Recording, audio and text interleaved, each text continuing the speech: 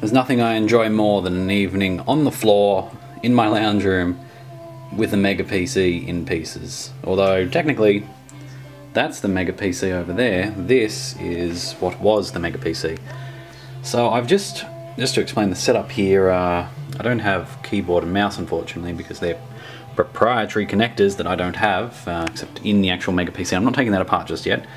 I've connected the power in through an adapter, black toward the middle kids, which then runs to a power switch and an ATX connector, which then connects to a Pico power supply, which then connects to the hard drive. I've got SATA there, SATA power if I need it, so that's handy.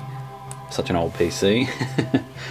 It runs, the Pico power supply is pretty much a DC to DC converter, because the main stepping down is done over here at the power brick.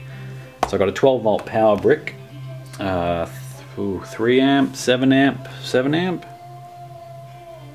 7 amp. So 7 amp, 12 volt, you do the math, work out the watts. Then connects in using the socket and plug, which goes to the Pico power supply. And I've got it hooked into an old school ViewSonic screen from years ago now. So when I power it on, I connected the hard drive to power so I could just tell it was actually turning on. We've got video. Now I'm testing the video RAM I installed, but it looks like I'm going to need to get into BIOS to see that, because it's not showing there on the screen. That's a bit of a bummer, so it looks like either way I'm taking apart the other Mega PC. Which is good I suppose, because I've got some ISA controller cards to test. No, system battery's not dead. It is gone skis. Yeah, drive A error. Damn, F1 to resume. Can't do that yet. So this board is my 386SX board. It's got a co-processor. I've just popped in what appears to be 4 megabytes of RAM.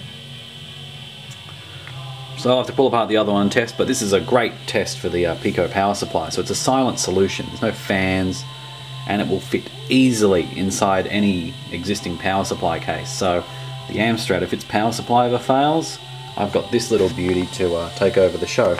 In the meantime, it can just be used as a little test thing with all these things that I do.